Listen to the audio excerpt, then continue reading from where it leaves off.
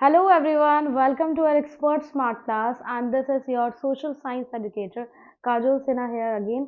तो all the students जिन्होंने NTPC के लिए ग्रुप डी के लिए या फिर रेलवे टीचिंग वैकेंसी के लिए अप्लाई किया है तो आज मैं आपके लिए लेकर आई हूँ और आज से मतलब हम लोग जो है जनरल अवेयरनेस की सीरीज स्टार्ट कर रहे हैं जिसमें मैं आपके साथ प्रैक्टिस क्वेश्चन जो है लगाने वाली हूँ। प्रैक्टिस क्वेश्चन कैसे रहने वाले हैं मतलब कि जितने भी प्रीवियस ईयर क्वेश्चंस हैं वो हम आपके साथ करेंगे और उसमें मैं आपको टॉपिक वाइज सारा कंटेंट प्रोवाइड कराऊंगी। टॉपिक वाइज हम पढ़ते चलेंगे, क्वेश्चंस को हम सॉल्व करेंगे और जो जो चीजें प्रीवियस ईयर में आई होंगी उनको फिर हम सॉर्ट आउट करेंगे।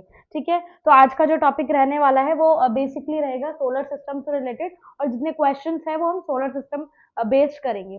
तो फटाफट से तैयार हो जाइए हमारे साथ क्वेश्चन की सीरीज में और बहुत ही बेहतरीन ये जर्नी रहेगी क्योंकि इसमें हमने सारे के सारे क्वेश्चंस कवर अप किए हैं जो कि आपके NTPC group D even SSC level के जो क्वेश्चंस है वो मैं आपके साथ लेके आई हूँ। तो देखते हैं आज का हम सेशन स्टार्ट करते हैं और सेशन स्टार्ट करने से पहले एक और बात देखिए, ज्योग्राफी जो होती है सभी सब्जेक्ट में थोड़ा सा कुछ बच्चों के लिए ज्योग्राफी की जो है वो टिपिकल रहती है तो मैं आपको साथ स्टार्ट करने वाली हूँ ज्योग्राफी। ठीक है, जिससे कि क्या होगा कि एक आपका बेस बनेगा, आप पढ़ना स्टार्ट करोगे। अगर आप बिल्कुल देखो ये क्लास उन सबके लिए इंपॉर्टेंट है जो फर्स्ट टाइम ज्योग्राफी को पढ़ेंगे या फिर जो थोड़ा बहुत पढ़ चुके हैं या फिर जो सब कुछ पढ़ चुके हैं और उनकी क्या है एक उनको थोड़ा सा प्रैक्टिस चाहिए चीजों की, क्योंकि कई बार क्या होता है बहुत बच्चे सॉरी बहुत बच्चे क्या करते हैं पढ़ के छोड़ देते हैं, मतलब एक बार सारे टॉपिक्स पढ़ लिए और क्वेश्चंस नहीं लगाते। तो question is more important if you want to deal with the exam. अगर आपको करना है भाई एग्जाम के साथ डील करना है, उसको क्रैक करना है, तो आपको क्वेश्चंस लगाने पड़ेंगे।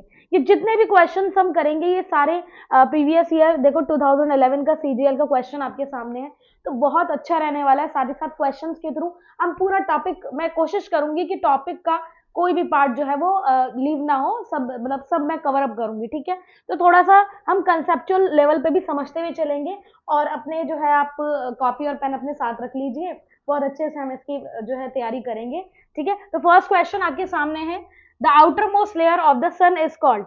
सूर्य की जो बाह्य परत होती है उसको क्या कहते हैं? अच्छा, सबसे पहले जिन बच्चों ने कंसेप्ट पढ़ा है उनको तो पता है कि भैया उसको क्या बोलते हैं, कोरोना बोलते हैं। तो थोड़ा सा समझ लेते हैं कि कोरोना क्या होता है। लाइक ये आपका सन है, ठीक है, तो सन का जो कोर का टेम्परेचर होता है ना वो बहुत ज्यादा क्या होता है, हाई, और जो उसका सरफेस का टेम्परेचर होता है वो क्या होता है, लो। ठीक है, इसका जो बिल्कुल आउटर मोस्ट लेयर होती है, आप समझ रहे हो, आउटर मोस्ट लेयर जो अपर लेयर है सन की, उसको हम क्या बोलते हैं, कोरोना। ध्यान रखेंगे इसका ऑप्शन नंबर 3 करेक्ट होगा। क्रोमोस्फेयर एक अलग चीज है, फोटोस्फेयर अलग है, लिथोस्फेयर आपको पता है, लिथोस्फेयर किसका पार्ट है भाई, लिथोस्फेयर तो क्रस्ट होता है आपका। ठीक है, जो हमारी अर्थ है, अर्थ का जो क्रस्ट पार्ट होता है उसको हम क्या बोलते हैं, जिससे कि हमारा कॉन्टिनेंट लेवल बना हुआ है उसे हम बोलते हैं क्या, लिथोस्फेयर। तो इन तीनों का तो कोई रिलेशन नहीं है, फोटोस्फेयर, लिथोस्फेयर, क्रोमोस्फेयर का।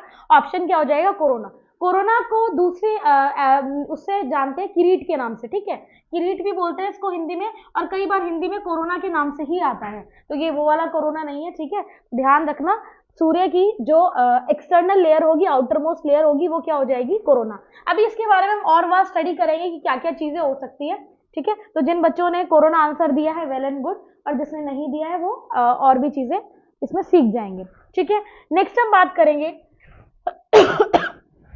Sorry, the planet nearest to the sun, यानी कि सूर्य के सबसे निकट कौन सा है। अब देखो आप कैसे इसको जो है रेक्टिफाई करोगे, थोड़ा सा मैं आपको इसमें क्लियर कर लेती हूँ।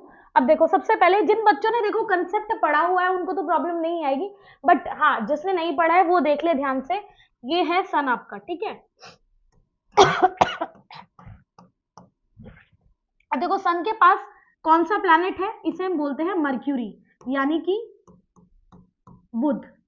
तो जिसने नहीं पढ़ा है या जो पढ़ के भूल चुके हैं वो नोट्स प्रॉपर ऐसे बना सकते हैं अपने अंडरस्टैंडिंग लेवल को बढ़ाने के लिए। मर्क्यूरी के बाद आता है आपका क्या, वीनस। ठीक है, जिसको हिंदी में बोलते हैं शुक्र। क्लियर है इतनी बात। इसके बाद हमारा आता है क्या, अर्थ। ठीक है, पृथ्वी। नेक्स्ट मार्स, यानी कि मंगल। ठीक है। नेक्स्ट हमारा ये एस्ट्रॉइड बेल्ट आ जाती है, उसके बाद हमारा जुपिटर, ठीक है, सैटर्न, थोड़ा सा स्पेस कम रह गया कर कोई नहीं, यूरेनस, नेपच्यून, ठीक है। ये 4 जो है ये थोड़े से हमारे बड़े प्लैनेट है, और उसके बाद क्या है, ये वाले थोड़े से उस पे साइज वाइज थोड़े छोटे हैं, ठीक है। तो इसको हम लिख लेंगे जुपिटर यानी कि बृहस्पति, सैटर्न शनि,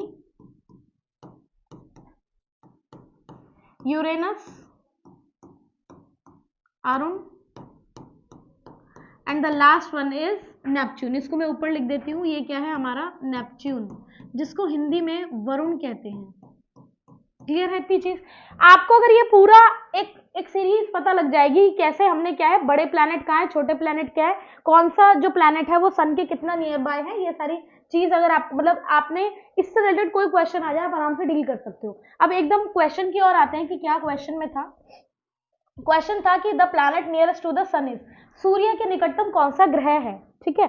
तो इसमें हमने बनाया है, ये देखिए ये पूरा कंसेप्ट, इसमें आप खुद देख लो सन के नियर बाय कौन है, ऑब्वियस सी बात है मर्क्यूरी है ना, यानी कि बुध, ठीक है। उसके बाद वीनस सेकंड नंबर पे, और धीरे धीरे ये सारे प्लैनेट उतना ही इनका डिस्टेंस बढ़ता चला जाएगा। तो ये प्रॉपर आप नोट कर लो, ठीक है, जिसको नहीं पता है, जिससे कि आपके ये वाले क्वेश्चन आराम से डील हो जाएंगे। तो इसका आंसर हो जाएगा मर्क्यूरी, ठीक है, यानी कि बुध। तो ऑप्शन देख लो आप, यहाँ पे ऑप्शन गिवन है, ठीक है, ये रहा मर्क्यूरी। क्लियर है? तो option number 2 will be totally correct, ठीक है। क्वेश्चन नंबर 2 के बाद हम आते हैं क्वेश्चन नंबर क्वेश्चन नंबर 3। तो अब हमारा नेक्स्ट क्वेश्चन है question number 3, supernova. What is supernova? तो सुपरनोवा क्या है, मैंने देखो अगर आपने ये कंसेप्ट पढ़ा हुआ है तो आप इस क्वेश्चन को कर जाएंगे, अदरवाइज प्रॉब्लम आएगी। ये हमारा क्वेश्चन है एसएससी 10+2 लेवल का डीईओ का। तो उसको कैसे सॉल्व करना है, स्टार के बारे में अगर हम बात करें तो स्टार में एनर्जी कैसे आती है, न्यूक्लियर रिएक्शन से। अब देखो न्यूक्लियर रिएक्शन क्या होता है उसको थोड़ा समझ लेते हैं, बाकी कुछ बच्चों को पता ही होगा, ठीक है। इसको हिंदी में नाभिकीय संलयन भी बोलते हैं। तो इसमें क्या होता है, 2 हाइड्रोजन मिलकर आपस में वो क्या क्रिएट करते हैं, हीलियम, ठीक है। अब हीलियम क्या करेगा, हीलियम एक तो उसमें लाइट प्रोड्यूस करता है प्लस एनर्जी देता है, तो जिससे क्या होता है कि वो स्टार क्या करता रहता है, ब्लिंक करता रहता है, चमकता रहता है। तो वो एक जो स्टार की जो एक हम कहेंगे पावर सोर्स है, वो क्या है, हाइड्रोजन से हीलियम में कन्वर्ट होना, यानी कि न्यूक्लियर रिएक्शन हो रहा है। लेकिन एक टाइम ऐसा आता है कि कोई स्टार जो है, जब उसका पर्टिकुलर सारा यहाँ से कोर में से हाइड्रोजन फिनिश हो जाता है और टोटली हीलियम में कन्वर्ट होने के बाद हाइड्रोजन एकदम फिनिश हो गया, तब उसमें एक विस्फोट होता है, ठीक है। उसमें एक क्या होता है, एक एक्सप्लोजन होता है, जिसकी वजह से क्या होता है, एक्सप्लोडिंग स्टार बन जाता है। देखो ऑप्शन नंबर 3 में आप ढूंढो एन एक्सप्लोडिंग स्टार, तो क्या हो जाता है, ये विस्फोटी तारा बन जाता है। और इसी घटना को, इसी चीज को, इसी इवेंट को क्या बोला गया है, सुपरनोवा, ठीक है, सुपरनोवा। तो सुपरनोवा कैसी कंडीशन होगी, जब एक स्टार का एंडिंग टाइम है ना, एक एंडिंग पीरियड चल रहा होगा, यानी कि वो विस्फोट होने वाला है, वो खत्म होने वाला है तारा, तब वो बन जाता है एन एक्सप्लोडिंग स्टार, यानी कि विस्फोटी तारा आप कह सकते हो, बन जाता है। तो इस सिचुएशन को हम क्या बोलेंगे, सुपरनोवा की सिचुएशन। क्लियर है इतनी चीज, ठीक है। अगर अभी समझ नहीं आई तो आप वीडियो को जो है देख सकते हो, पीछे रिवाइंड करके भी आपको समझ में आ जाएगा। क्लियर है इतनी बात? चलिए नेक्स्ट हम बात करते हैं, next question is question number 4, ठीक है। Which planet in our solar system is nearly as big as the earth? देखो हमारे सोलर सिस्टम में कौन सा ऐसा प्लैनेट है वो उतना ही बड़ा है साइज में जितना कि अर्थ है।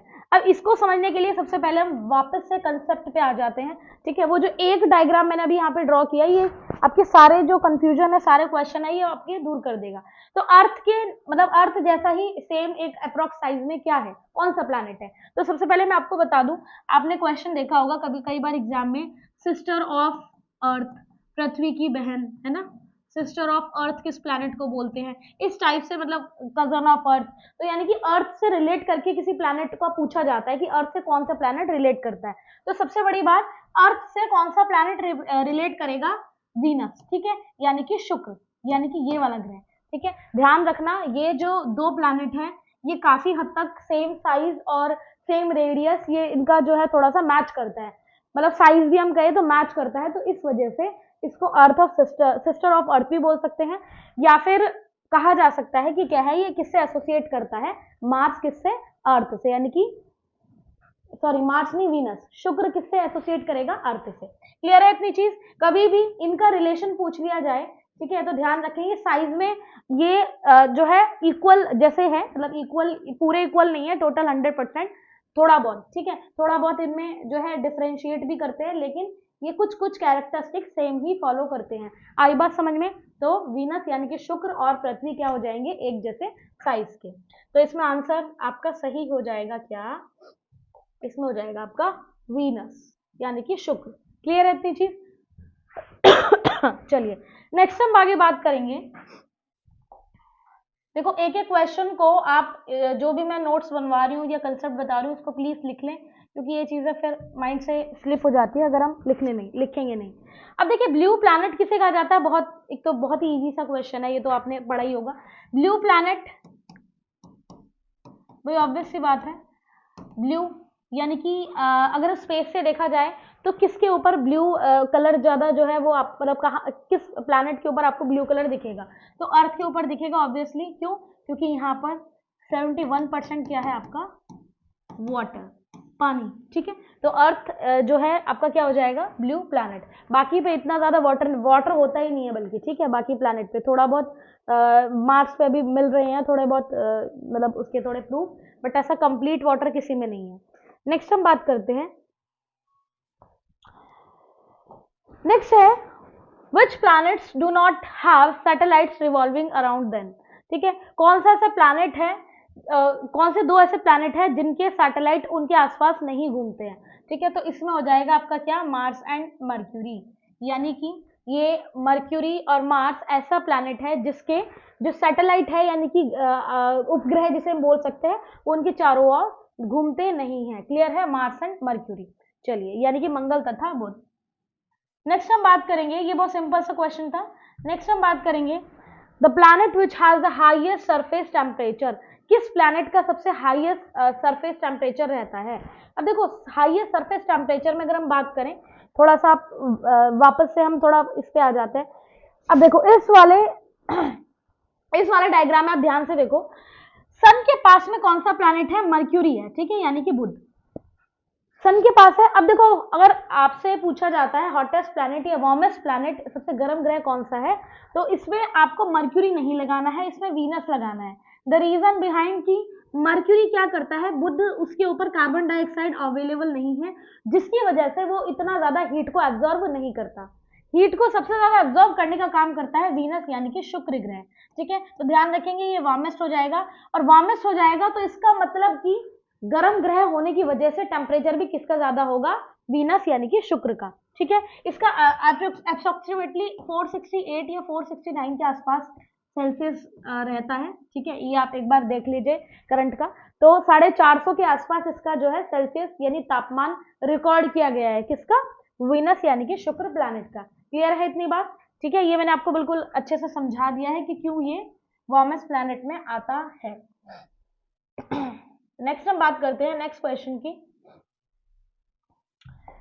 देखो सूर्य का प्रकाश, light from the sun reaches us in nearly, sun की जो लाइट होती है हम तक कितने टाइम में पहुंचती है, ठीक है, ये रहा सन, और इसके बाद ठीक है ये हो गया मर्क्यूरी, वीनस, अर्थ, तो अर्थ तक लाइट पहुंचने में कितना टाइम लगता है, तो 8 मिनट, ठीक है, इट टेक्स 8 मिनट्स। तो यहाँ पे देख लो 8 मिनट कहाँ है, यानी कि option number 1 will be right. और जितने भी प्लैनेट, देखो जितनी डिस्टेंस है ना प्लैनेट की, जितनी दूरी पर है वो सन से, तो उतना ही वो टाइम टेकिंग होंगे, ठीक है। वहां पर जैसे आपका सबसे दूर पड़ता है प्लूटो, वैसे तो प्लूटो को 2005 में, ठीक है, जो हमारी इंटरनेशनल ये एस्ट्रोलॉजिकल यूनियन है, 2005 में प्लूटो को एक ड्वार्फ प्लैनेट, ड्वार्फ यानी कि आप कह सकते हो बोना, ठीक है, ड्वार्फ प्लैनेट का दर्जा दिया था, ठीक है, 2005 में।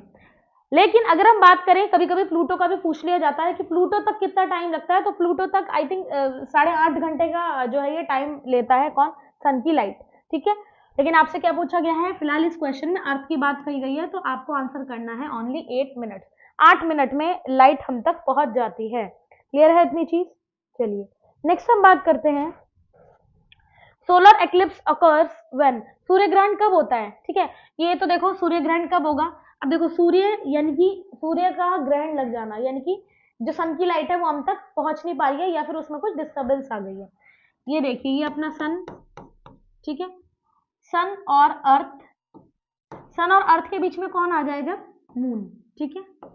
तो जब चांद सन और अर्थ के बीच में आ जाता है तो ये जो घटना होती है इसे हम क्या बोलते हैं, सोलर एक्लिप्स, ठीक है। जिसको नहीं पता है वो इसको लिख लेना, इसे बोलते हैं सूर्य ग्रहण की घटना, सन एक्लिप्स। क्लियर है इतनी चीज। आगे हम थंब और पराथंब भी पढ़ाऊंगी मैं। तो ये क्या हो गया आपका सूर्य ग्रहण। तो इसमें देखो ढूंढो कहाँ है ऑप्शन में, the moon does not lie on the line joining the sun and the earth, the moon comes between the sun and the earth, yes the moon comes between the sun and the earth, सूर्य और पृथ्वी के बीच में कौन आता है, चंद्रमा, ठीक है। सूर्य और अर्थ के बीच में कौन आ गया, चंद्रमा। तो option number 2 will be correct, ठीक है। थर्ड और फोर्थ हम छोड़ देंगे। तो यानी कि ये पूरी कंडीशन जब आपको पूरा ये सिनेरियो याद होगा तभी आप आंसर सही से दे पाओगे। तो ये हो गया हमारा सूर्य ग्रहण। नेक्स्ट हम बात ऐसे ही ल्यूनर का पूछ लेते हैं, यानी चंद्र ग्रहण का, ठीक है। नेक्स्ट हम बात करेंगे क्वेश्चन नंबर 13 के बारे में। When the moon completely covers the sun, it is known as, जब मून कंप्लीटली सन को कवर करता है तो उसे हम उस पूरे छाया को हम क्या बोलेंगे। देखो यहाँ पे मैं आपको बना के दिखा रही हूँ, ये सन, ठीक है, ये मून और ये आपका अर्थ, ठीक है। अब क्या होगा, आप एक बात सोचो, सन तो बहुत बड़ा है, ठीक है, और मून का साइज छोटा है, तो ये तो नहीं हो सकता कि मून पूरी तरीके से सन को कवर कर ले। बट इसकी जो बीच की जो लाइट होती है, देखो ये जो मैं बना रही हूँ, ये पेन चेंज कर लेते हैं, ठीक है, ध्यान से समझना मैं क्या बता रही हूँ।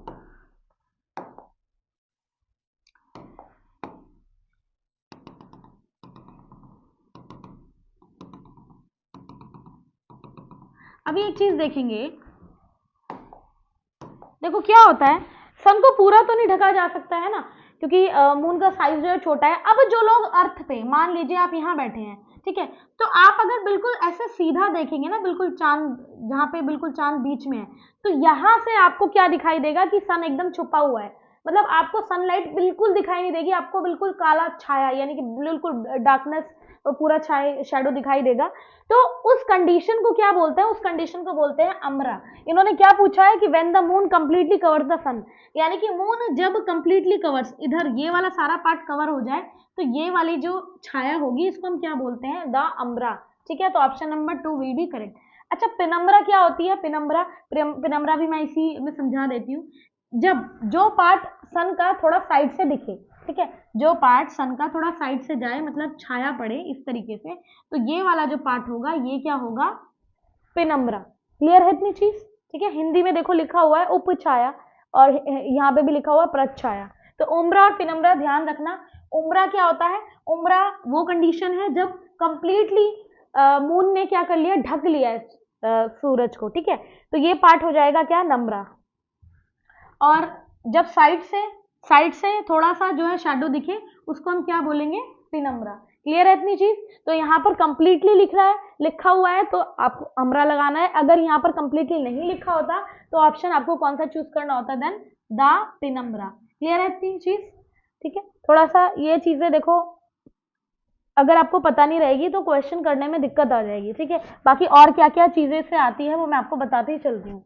The darkest portion of the shadow cast during an eclipses, ठीक है। देखो लैंग्वेज चेंज है, क्वेश्चन वही है। अभी यहाँ पर हमने क्या देखा कि बिल्कुल जब यहाँ पर हमने देखा था, देखो लास्ट क्वेश्चन में यहाँ पर ये था कि जब चंद्रमा पूरी तरीके से कवर कर लेता है ना, यानी पूरी, मतलब जब कोई यहाँ से देखेगा तो उसको क्या होगा, उसको ये जो चीज है पूरा ऐसे, मतलब जो सन की लाइट है वो पूरी ब्लैक दिखेगी। ये जो सन है ना, अगर मान लो हम सीधे देखेंगे, ये सन है, ठीक है, और ये क्या है, मून, ये क्या है, मून। तो अगर ऐसे देखेंगे तो हमें सामने से क्या दिखेगा कि मून ने क्या किया है, सन को कवर कर लिया है। अब वहां पर, अब दूसरे क्वेश्चन में क्या लिखा हुआ है उसको आप देखो। दूसरे क्वेश्चन में थोड़ी सी लैंग्वेज चेंज है। उन्होंने क्या पूछा है, उन्होंने पूछा है कि ग्रहण के दौरान, यानी कि darkest portion of the shadow cast during an eclipse, यानी कि सूर्य ग्रहण के टाइम पे, ठीक है, सूर्य ग्रहण के टाइम पे, यानी कि यहाँ पर देखो ये ऐसे जब सन के सामने कौन आया, मून, ठीक है। तो डार्केस्ट पोर्शन, अब देखो सन की लाइट कैसे जा रही है, ठीक है, यानी कि डार्केस्ट पोर्शन ये वाला पोर्शन, ये वाला जो पोर्शन है, ठीक है, तो ये वाला सन का पोर्शन जो होगा ये दिखाई नहीं देगा, क्योंकि इसको किसने ढका हुआ है, मून ने, और हम कहां पर है, अर्थ पर, ठीक है। तो ये जो पोर्शन होगा जो डार्क, ब्लैक नहीं ले सकते हम कलर, चलो कोई नहीं, ये देखो ये वाला पोर्शन कौन सा हो जाएगा, डार्क पोर्शन, क्योंकि मून ने क्या है, इसको कवर कर लिया है, तो हम तक, यानी कि हम तक तो लाइट नहीं जाएगी, इतने पोर्शन पे तो लाइट बिल्कुल नहीं जाएगी, ठीक है, इतने पोर्शन पे। तो इस पोर्शन का नाम क्या है, यही तो पूछा है इन्होंने, सबसे काला भाग, ठीक है, क्योंकि ब्लैक ही होगा, हमारे लिए तो ब्लैक होगा, क्योंकि हमारे लिए क्या है, सूरज ढक चुका है, तो उस वाले सिचुएशन को हम बोलते हैं अम्बरा या फिर द अम्बरा, प्रच्छाया। क्लियर है इतनी बात, तो अम्बरा इसका आंसर हो जाएगा। अब पेनम्बरा मैंने आपको बता दिया था, जो साइड की शैडो पड़ेगी उसको हमने क्या बोला था, पेनम्बरा। क्लियर है इतनी बात, मैंने बहुत बहुत अच्छे से आपको समझा दिया है। अगर अभी भी ना समझ आए हो, कोई आपको लग रहा हो कि अभी दोबारा समझाना है या क्वेरी हो आपकी, तो आप जो है कमेंट सेक्शन में लिख दीजिएगा। नेक्स्ट हम बात करते हैं, next question, question number 12, the total number of planets revolving around the sun is, है ना, हलवा क्वेश्चन है, बहुत ही ज्यादा इजी क्वेश्चन है, क्योंकि सबको पता है। देखो प्लैनेट्स गिन लो आप, उसी एक डायग्राम से मैं सारे क्वेश्चन आपको समझाती हुई चल रही हूँ। ये देखो प्लैनेट्स काउंट कर लो कितने हैं, 1 2 3 4 5 6 7 8, तो 8 तो हमारे प्लैनेट है, 8 हमारे प्लैनेट्स हो गए, और बाकी एक हो गया हमारा ड्वार्फ प्लैनेट। ड्वार्फ मतलब जिसको बोना ग्रह बोलते हैं, जो मैंने सारा आपको डिटेल बता दिया है कि कब उसको बोना ग्रह बोला गया। नेक्स्ट क्वेश्चन है हमारा, ठीक है, the planet which has the highest surface temperature, ठीक है, सरफेस टेम्परेचर ये तो आई थिंक अभी रिपीट हो गया शायद, कोई बात नहीं, अच्छा पीछे चले गए हम, कोई बात नहीं, हम आगे चलते हैं, 12 पे आ जाते हैं अपने क्वेश्चन पे। तो टोटल नंबर ऑफ प्लैनेट कितने हो जाएंगे हमारे, 8। क्लियर है इतनी चीज, ठीक है। नेक्स्ट क्वेश्चन, इस वाले क्वेश्चन में कुछ ज्यादा दिमाग नहीं लगाना था, सिंपल सा सीधा साधा क्वेश्चन था। इन अ सोलर और lunar eclipse the region of earth shadow is divided into, देखो सूर्य या चंद्र ग्रहण में जो अर्थ पृथ्वी की छाया है वो कितने पार्ट्स में डिवाइड होती है, तो ऑब्वियस सी बात है, देखो 2 पार्ट्स में डिवाइड होती है, ध्यान रखना। कैसे, एक बार और मैं बता देती हूँ, वैसे मैंने पीछे बताया भी है। ये देखो अब क्या होता है कि कुछ भी, देखो मान लो हम सूर्य ग्रहण कर रहे हैं यहाँ पर, तो मून जब बीच में आएगा, और ये क्या है हमारा अर्थ, ठीक है, तो जो सन की लाइट होगी, एक तो वो ऐसे डिवाइडेड हो जाएगी, भाई ऑब्वियस सी बात है ना, अब सन लाइट के बीच में कुछ बड़ा सा ऑब्जेक्ट बीच में आएगा तो 2 पार्ट्स में बढ़ जाएगी वो, यहाँ तो बिल्कुल ये वाली जो ये लाइट होगी, ये तो जाएगी ही नहीं अर्थ तक, ये तो बिल्कुल ब्लैक रहेगा, साइड में से जाएगी लाइट, ठीक है, तो यानी कि 2 पार्ट्स में डिवाइड हो गई, एक पार्ट ऐसे निकल रहा है मून की साइड से और एक पार्ट ऐसे निकल रहा है, तो 2 पार्ट्स हो गए, तीसरा कोई पार्ट है ही नहीं हमारा, तो इसमें आंसर क्या हो जाएगा, 2 भाग, यानी कि 2 पार्ट। क्लियर है ये वाला क्वेश्चन। नेक्स्ट हम बात करते हैं, अब देखो uneven distribution of insolation on the earth is mainly due to, insolation क्या होती है, इंसोलेशन होती है सन की हीट, तो जो सन की हीट है वो क्या है, असमान है, यानी कि क्या है, डिस्ट्रीब्यूशन अनइवन है, यानी कि सन की लाइट कहीं पर ज्यादा है कहीं पर कम है। पहली बात तो हम देख लेते हैं ऐसा क्यों है, चलो ये लो, ये हमारा सन है, सन का रोल कितना ज्यादा यहाँ पे इंपॉर्टेंट है आप खुद देखो। अर्थ कैसा है हमारा, अर्थ ऐसे टिल्टेड है, ठीक है, अर्थ कैसा टिल्टेड है, मतलब ऐसे झुका हुआ है 23.5 डिग्री, तो जब ऐसे झुका हुआ है तो सन की लाइट क्या है, हर जगह पे इक्वल तो नहीं रहेगी। अब आप एक चीज सोचो, हम इंडिया में रहते हैं भाई, कॉमन सी चीज, ये क्या है आपका इक्वेटर, हम इंडिया में रहते हैं, और इंडिया कौन से हेमिस्फीयर में या कौन से गोलार्ध में आता है, ये आता है नॉर्थ में और ईस्ट में, यानी कि पूरब में और उत्तर की तरफ। तो यहाँ पर मान लो अब ये क्या कर रहा है, ये जो अर्थ है आपका, ये चारों ओर रिवॉल्व भी करेगा और अपने अक्ष पर भी घूमेगा, यानी कि जो अर्थ है हमारी, ठीक है, अर्थ ऐसे भी घूमती रहती है, ठीक है, और वो प्लस सन के चारों ओर भी घूम रही है, तो इन सब की वजह से कभी भी अर्थ पे इक्वल सन टेम्परेचर नहीं आएगा। जैसे कि अभी इंडिया में क्या चल रहा है, अभी इंडिया में चल रहा है विंटर का टाइम है, तो हमारे मान लो यहाँ पर मान लीजिए घूम कर ये सन के ऐसे आ गया, सन के वेस्ट साइड में आ गया, ठीक है, ये सन, ठीक है।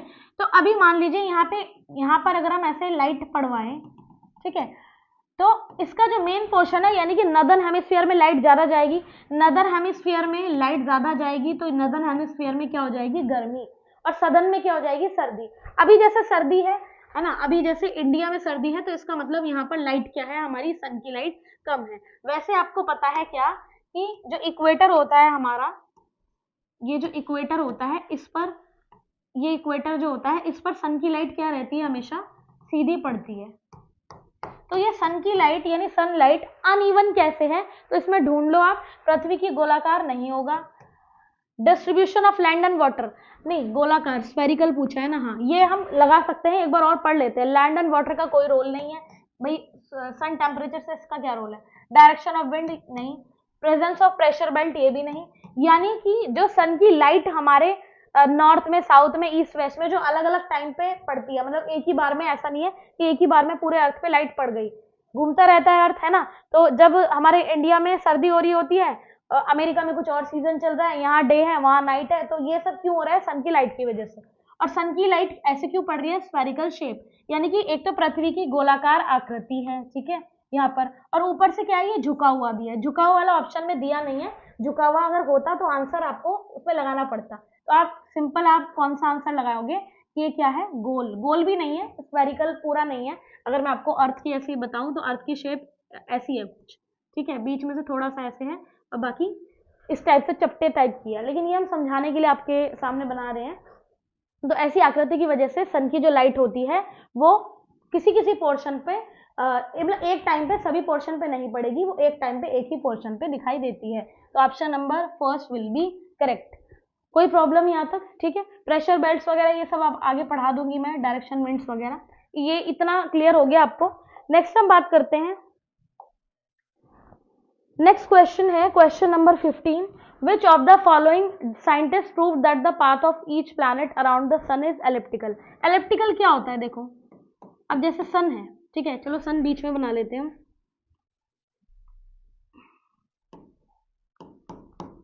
ठीक है। अब सारे के सारे प्लैनेट कैसे रोटेट कर रहे हैं, ठीक है, ऐसे करके रोटेट कर रहे हैं, यानी कि जैसे मान लो ये है क्या, मर्क्यूरी यानी बुध, शुक्र, वीनस, अर्थ।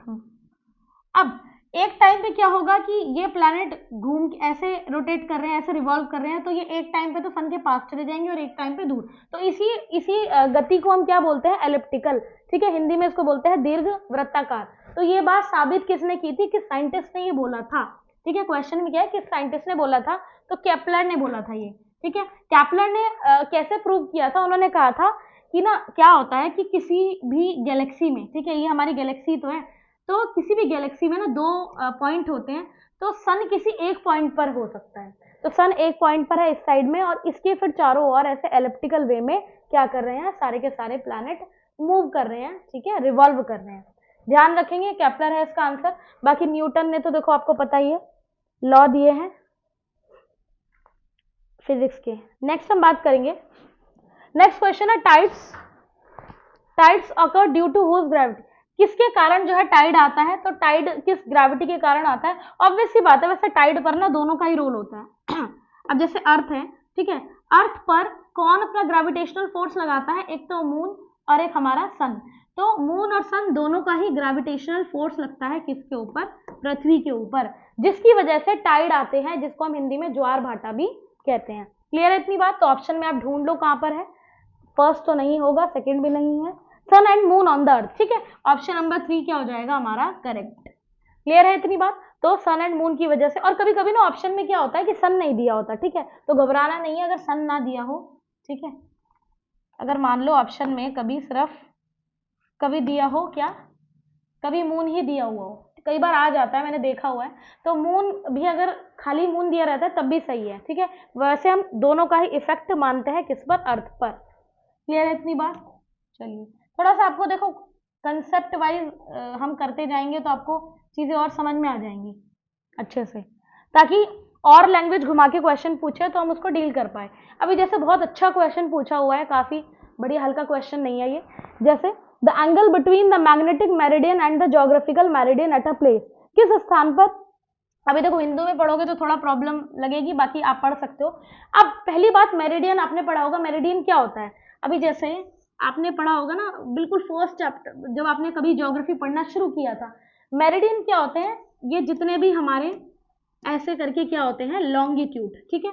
हमारे लॉन्गिट्यूड देखो ओरिजिनल नहीं है, ये इमेजिनरी लॉन्गिट्यूड है, मेरिडियन बोलते हैं इनको, मतलब ऐसे खींचे नहीं गए हैं, इनको इमेजिन किया गया है। तो अब इनको, अब ये जो मेरिडियन है, ये जो हमने खींचे हैं, हमने इमेजिन किए हैं, ठीक है। इनका डिफरेंस, और क्या पूछा है इसमें, मैग्नेटिक मेरिडियन का डिफरेंस। हमने क्या किया है, हमने इनको सीधा ऐसे ड्रॉ कर दिया। चलो हम अच्छे से इसको मैं आपको बना के दिखाती हूँ। देखो, एक तो है अर्थ का अपना नॉर्थ पोल और साउथ पोल। अर्थ 23.5 पे झुका हुआ है, ठीक है, 23.5 पे झुका हुआ है।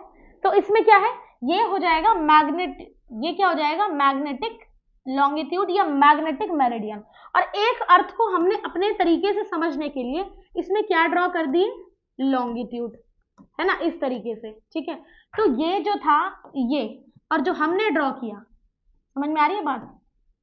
यानी कि मान लो मैंने ड्रॉ कर दिया ये 0 डिग्री मेरिडियन, और अर्थ का क्या था ये, तो इसका जो एंगल होगा इसे हम क्या बोलते हैं, थोड़ा सा देखो दिमाग लगाना है, बहुत मतलब ऐसा कुछ नहीं है कि मैथ्स है इसमें, सिंपल सी चीज देखो कि अर्थ का मैग्नीट्यूड, ये जो मैग्नीट्यूड ये वाला, ठीक है, तो ये जो है मतलब जो अर्थ का उसमें है, मतलब ओरिजिनल है, जो हमने नहीं बनाया, और एक जो हमने अपनी तरफ से समझने के लिए ड्रॉ किया है क्या, मेरिडियन। तो इसका जो एंगल होता है, जो कोण होता है, उसे हम क्या बोलते हैं, एजीमथ, डिप, डिक्लिनेशन या फिर लैटिट्यूड। तो इसका आंसर क्या हो जाएगा, डेक्लिनेशन। डेक्लिनेशन हिंदी में समक्रांतिक करके बोलते हैं, लिखा हुआ है, ठीक है, पढ़ लेना। तो ये थोड़ा सा बहुत, मतलब थोड़ा नहीं, बहुत अच्छा सवाल था, इसको थोड़ा सा आपको प्रैक्टिस करनी पड़ेगी, और इसके लिए आपको पता होना चाहिए लैटिट्यूड लॉन्गिट्यूड क्या होते हैं, कौन सी डिग्री कहाँ पर है, कितना कितना डिस्टेंस होता है हर डिग्री के बीच में। तो थोड़ा सा इस चैप्टर को हम अच्छे से पढ़ लेंगे बाद में। लैटिट्यूड आपको पता ही है, ठीक है, ये सारे क्या हो जाते हैं हमारे अक्षांश, लैटिट्यूड। क्लियर है इतनी बात, ठीक है। थोड़ा सा इसको रिवाइंड करके देख लेना, आपको और अच्छे से क्लियर हो जाएंगी चीजें। नेक्स्ट हम बात करते हैं किसके बारे में, ठीक है, maps on a large scale representing both natural and man made features are called, प्राकृतिक और मानव निर्मित, ठीक है। यानी कि मैप पर क्या है, दोनों चीजें, नेचुरल और मैन मेड। ये हम कैसे, मतलब क्या, किस मैप में आपको नेचुरल और मैन मेड शेप्स मिलेंगे, शेप्स का मतलब जो आकृति होती है ना, फीचर्स होते हैं, वो किस मैप में मिलेंगे, वॉल मैप्स में तो बिल्कुल भी नहीं मिलेंगे, थीमेटिक में भी नहीं मिलेंगे, अटलस में भी नहीं, आपको किस में मिलेंगे, टोपोग्राफिक मैप्स। टोपोग्राफी क्या होती है, टोपोग्राफी फीचर्स को प्रेजेंट करती है, यानी कि जो आकृति होती है ना, जो मैन मेड होती है और कुछ नेचुरल होती है, तो उन फीचर को रिप्रेजेंट करती है, मतलब हम उन फीचर्स को किस में ड्रॉ कर सकते हैं, टोपोग्राफिक मैप्स में। क्लियर है इतनी चीज, चलिए नेक्स्ट हम बात करते हैं ट्रॉपिक ऑफ कैंसर के बारे में। The tropic of cancer does not pass through, जो कर्क रेखा होती है वो कहां से पास नहीं होती। अब देखो इसके लिए सिंपल सा आप याद रखना, चलो ड्रॉ कर लेते हैं। यहाँ पे आप देखेंगे ये स्टेट हो गया गुजरात, ठीक है, सॉरी ये राजस्थान और ये गुजरात, क्लियर। गुजरात के बाद अपना राजस्थान, ठीक है, मध्य प्रदेश ऊपर चला गया, झारखंड, छत्तीसगढ़, वेस्ट बंगाल, ठीक है, त्रिपुरा, मिजोरम। अब थोड़ा ध्यान से देखना कि मैं क्या समझा रही हूं आपको। अब जो कैंसर लाइन है वो कहां से पास होगी, तो कैंसर लाइन ऐसे जाएगी, ठीक है, गुजरात, गुजरात, राजस्थान, ठीक है, छत्तीसगढ़, झारखंड, वेस्ट बंगाल, त्रिपुरा, मिजोरम। कितने स्टेट हो गए हमारे, 1 2 3 4 5 6 7 8, 1 2 3 4 5 6 7, एक स्टेट को छूट रहा है, गुजरात, राजस्थान, छत्तीसगढ़, झारखंड, वेस्ट बंगाल, त्रिपुरा, मिजोरम, ठीक है। हाँ, मध्य प्रदेश का सदर्न पार्ट, यानी कि हमारे टोटल 8 स्टेट है जहां से क्या क्रॉस करती है हमारी ट्रॉपिक ऑफ कैंसर। लेकिन यहाँ पर कमाल की बात है, यहाँ पे स्टेट ना पूछ के क्या पूछा गया है, कंट्रीज पूछा गया है। तो ऑब्वियस सी बात है, देखो म्यांमार, क्या म्यांमार से जाएगी? अब आपने अगर इंडिया का मैप देखा होगा तो ये वाला पोर्शन कौन सा है, म्यांमार का, तो ऑब्वियस सी बात है म्यांमार से जाएगी ट्रॉपिक ऑफ कैंसर। दूसरा क्या है, नेपाल। अब देखो नेपाल कहाँ पड़ गया, नेपाल तो ऊपर की साइड है ना, ये हमारा नेपाल, तो नेपाल से नहीं जाएगी ऑब्वियस सी बात है, तो आंसर तो आपको यहीं पर मिल गया। लेकिन एक बार ऑप्शन देख लो, बांग्लादेश, बांग्लादेश से जाएगी क्योंकि ये वाला पोर्शन क्या है हमारा, बांग्लादेश का। नेक्स्ट है चाइना, चाइना से भी जाएगी क्योंकि चाइना ऐसे करके देखो, म्यांमार से ऊपर सारा ये क्या पड़ जाएगा, चाइना, तो चाइना से भी ये क्रॉस करती हुई जाएगी। यानी कि म्यांमार से, बांग्लादेश से और चाइना से, तीनों से ये लाइन पास करेगी। तो कोई वो कौन सी कंट्री है जहां से पास नहीं करेगी, तो दैट इज नेपाल। ध्यान रखना, नेपाल से क्रॉस नहीं करेगी। बाकी देखो ये तो एक कंट्री वाला सवाल था, लेकिन जैसे पूछे जाते हैं क्वेश्चन स्टेट वाले, ठीक है, थोड़ा सा स्टेट्स में पूछ लेते हैं कि किस स्टेट से पास नहीं करती है, तो मैंने वो भी आपको समझा दिया कि कौन से स्टेट से पास नहीं करेगी। 8 स्टेट से ये क्या करेगी, पास होके जाएगी। क्लियर है इतनी बात? चलिए नेक्स्ट हम बात करते हैं, which of the following is the latest geological era. यानी कि देखो अलग अलग जो एराज आए हैं, जैसे एक टाइम था ना जुरासिक का, एक टाइम ट्रियासिक का, तो सबसे नया वाला एरा क्या था, तो क्रिटेशियस था। ठीक है, क्रिटेशियस वाज द न्यू, क्योंकि देखो सबसे लास्ट में आया था क्रिटेशियस, ठीक है, उससे पहले आया था क्या, ट्रियासिक, जिसको हम हिंदी में ट्रियासिक ही बोलते हैं। उससे पहले जुरासिक आया था, और उससे पहले सबसे पहले आया था पर्मियन। तो ये मैंने आपको पूरी सीरीज बता दी, इसको लर्न कर लेना। सबसे पहले पर्मियन एरा था, उसके बाद जुरासिक एज आई थी जिसमें बहुत सारे हमारे डायनासोर ही डायनासोर थे और कुछ थे ही नहीं, कोई दूसरा एनिमल नहीं था। तीसरा हमारा ट्रियासिक आया था, और लास्ट वाला जो भी हमारा गया वो कौन सा था, क्रिटेशियस। ठीक है, ध्यान रखना क्रिटेशियस, ये कई बार आ जाता है एग्जाम में, तो ये सबसे नया एरा है। और बाकी ये आप सीक्वेंस याद कर लेना, क्योंकि कई बार सीक्वेंस में बच्चे कंफ्यूज हो जाते हैं। क्लियर है इतनी बात? ये सीजीएल का क्वेश्चन है जो पूछा गया है। नेक्स्ट हम बात करते हैं,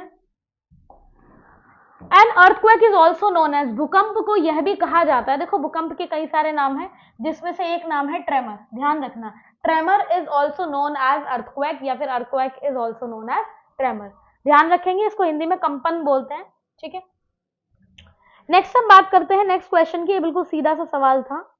आगे बात करते हैं, the majority of earth crust is composed of which rock. जो अर्थ की जो क्रस्ट होती है, ठीक है, हिंदी में देख लो ये भू परपट्टी, तो अर्थ की जो क्रस्ट है वो कैसे बनी हुई है, तो अर्थ की क्रस्ट बनी है इग्नियस रॉक से।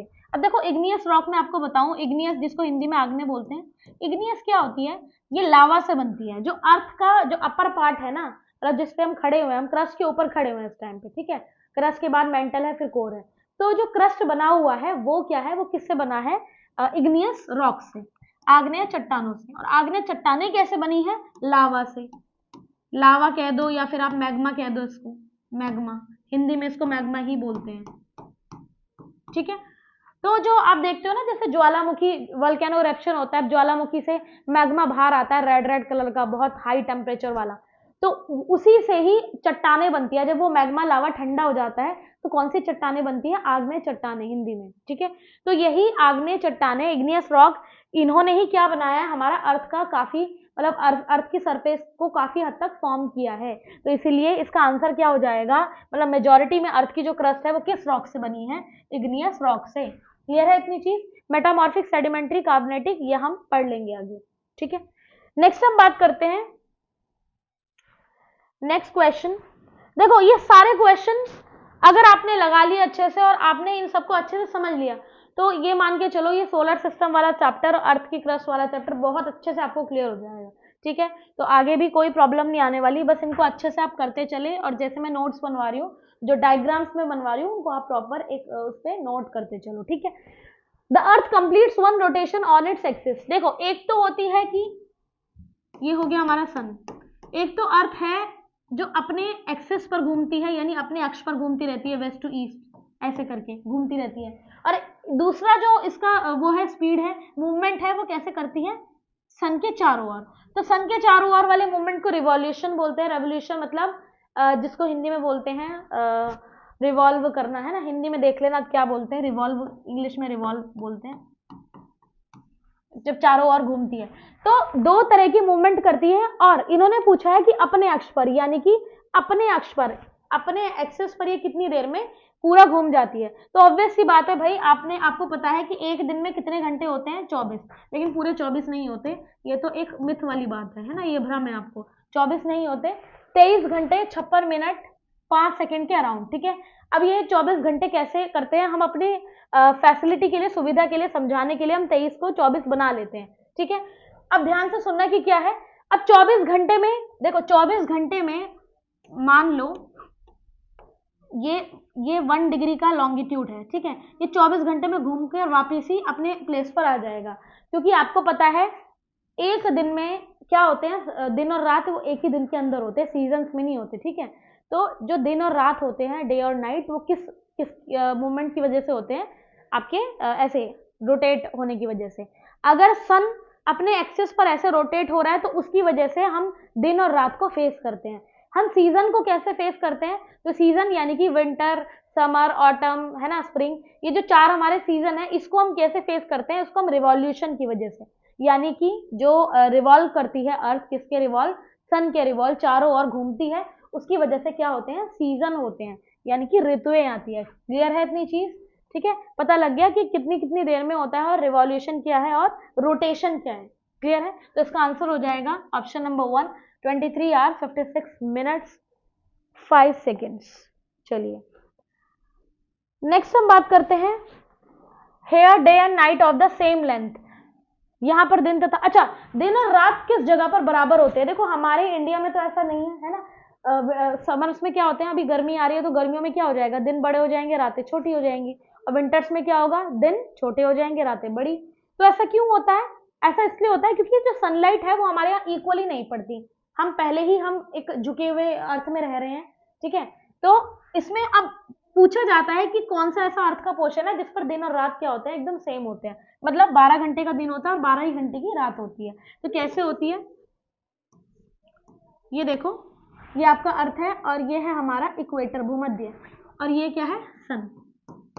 तो सन की लाइट ना 12 महीने, अगर हम बात करें पूरे साल सन की लाइट क्या करती है, ये इस पूरे पोर्शन पे पड़ेगी एक बार, और जब ये पूरा रोटेट हो जाएगा तो दूसरे पोर्शन पर एक बार पड़ेगी, यानी कि ये क्या करती है, कंप्लीटली 12 घंटे का दिन यहाँ पर होगा, 12 आवर्स डे, जहां देखो जिस भी पोर्शन का मुंह सामने होगा सन के, वहां पर 12 घंटे का होगा दिन, और जो पीछे है यहाँ पर क्या होगी, 12 घंटे की रात।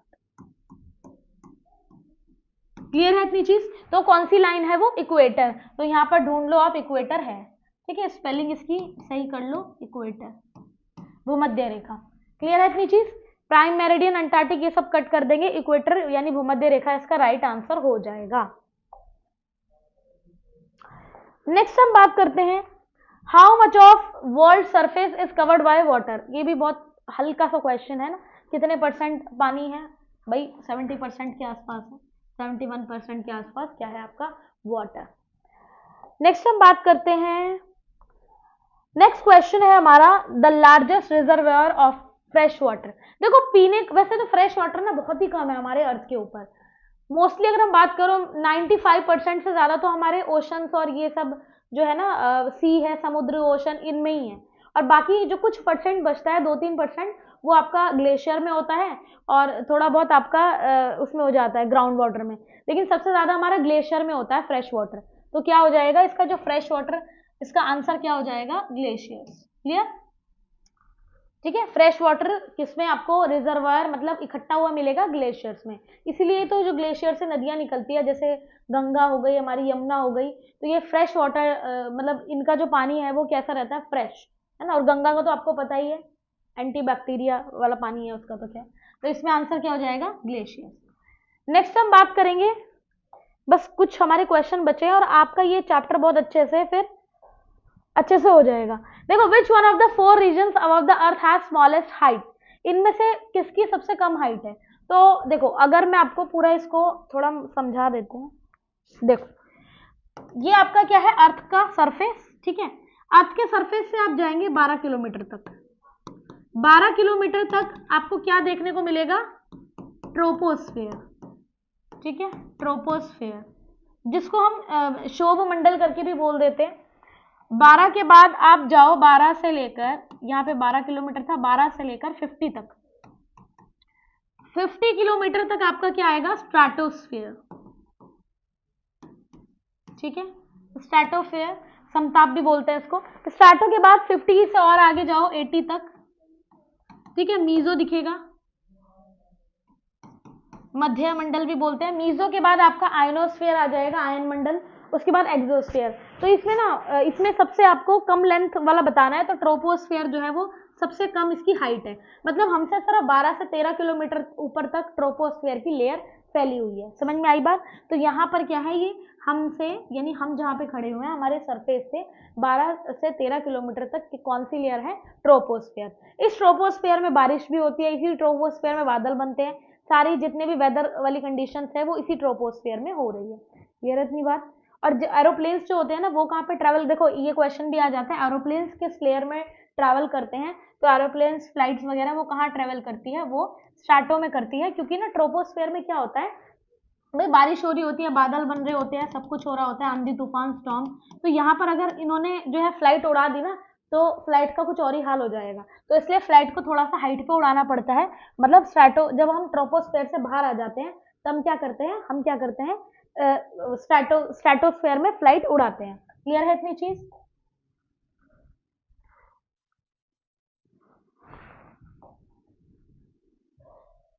ठीक है।